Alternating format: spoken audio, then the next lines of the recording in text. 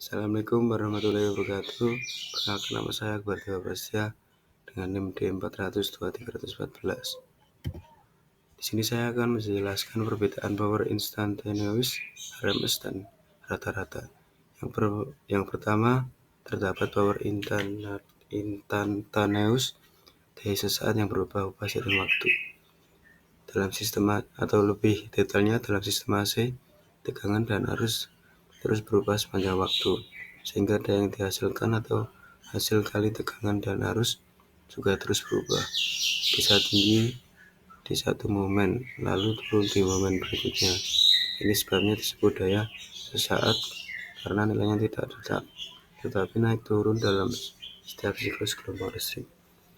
Yang kedua, terdapat RMS, nilai efektif daya yang ekuivalen dengan daya DC.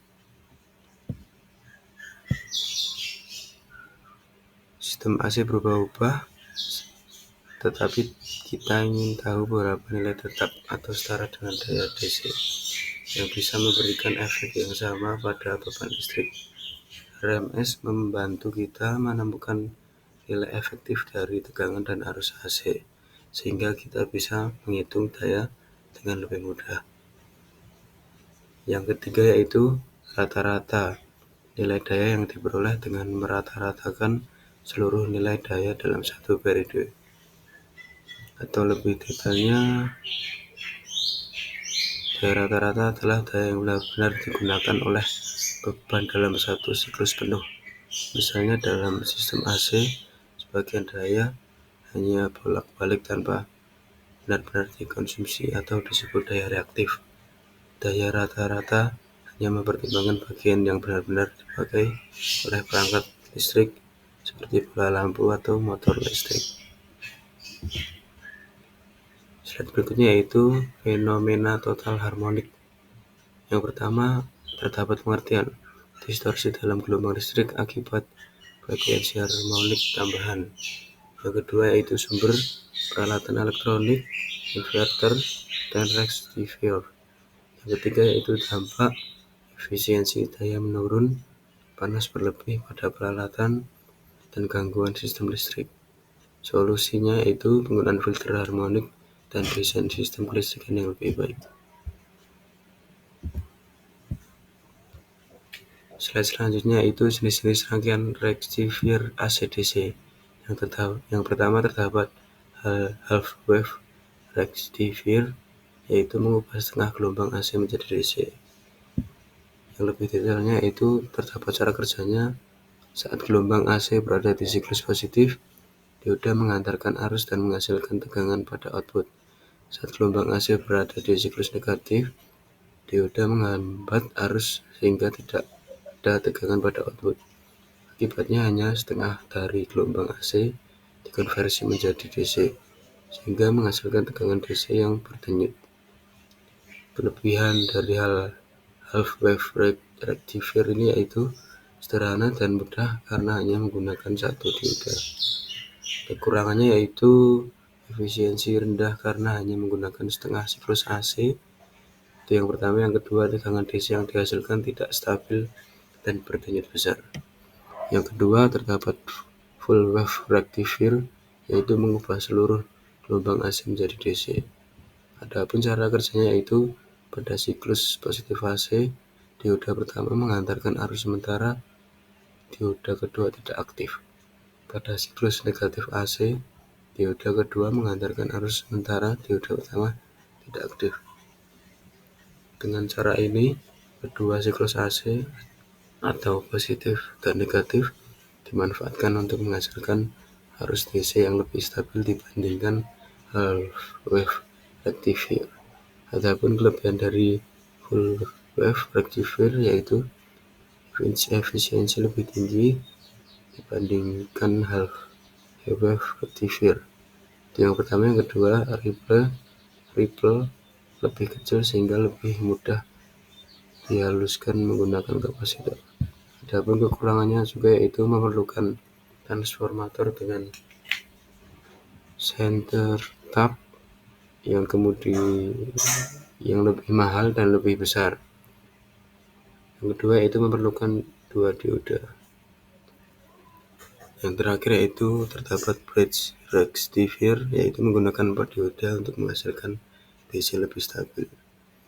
Atau lebih detailnya, saat siklus positif AC, 2 dioda menggunakan arus sementara, 2 dioda lainnya tidak aktif. Saat siklus negatif AC, 2 dioda lainnya mengandalkan arus, tetapi arus tetap sama pada output. Dengan cara ini, seluruh gelombang AC digunakan untuk menghasilkan tegangan DC yang lebih stabil. Adapun kelebihannya yaitu yang pertama, tidak memerlukan transformator center tap sehingga lebih fleksibel. Yang kedua, efisiensi tinggi karena menggunakan seluruh gelombang AC. Yang terakhir yaitu ripple lebih kecil dibandingkan half wave receiver.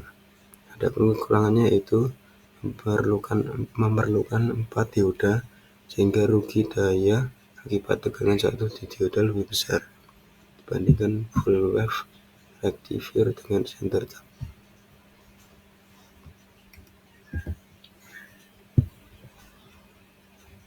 Slide selanjutnya yaitu jenis-jenis rangkaian konverter DC-DC.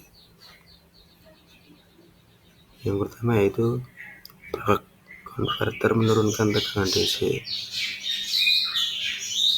atau lebih detailnya yaitu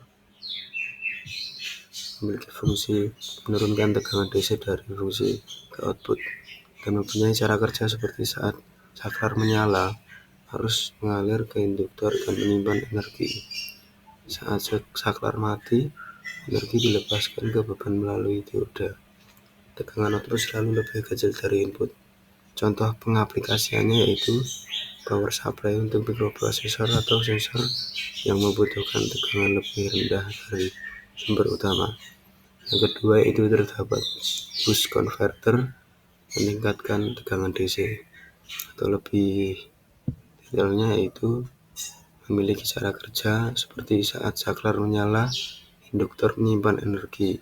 Saat saklar mati, energi dilepaskan ke beban melalui dioda dengan tegangan yang lebih tinggi. Tegangan output selalu lebih besar dari input. Contoh pengaplikasiannya yaitu seperti power bank yang meningkatkan tegangan dari baterai 3,7 volt menjadi 5 volt untuk mengisi daya ponsel. Yang ketiga yaitu terdapat buck boost converter, yaitu dapat menurunkan atau menaikkan tegangan DC. Atau lebih detailnya, memiliki fungsi dapat menurunkan atau menaikkan tegangan tergantung kebutuhan dan memiliki cara kerja seperti saat saklar menyala, induktor menyimpan energi. Saat saklar mati, energi dilepaskan dengan tegangan yang lebih tinggi atau lebih rendah dari input. Tegangan output bisa terbalik dibandingkan input. Adapun contoh pengaplikasiannya yaitu sistem baterai di mobil listrik yang membutuhkan berbagai level tegangan untuk komponen yang berbeda. Yang terakhir yaitu flyback converter, yaitu menggunakan transformator untuk mengisolasi output. Memiliki fungsi seperti mengubah tegangan DC dengan isolasi antara input dan output, dan mempunyai cara kerja yaitu menggunakan transformator untuk menyimpan energi saat saklar menyala.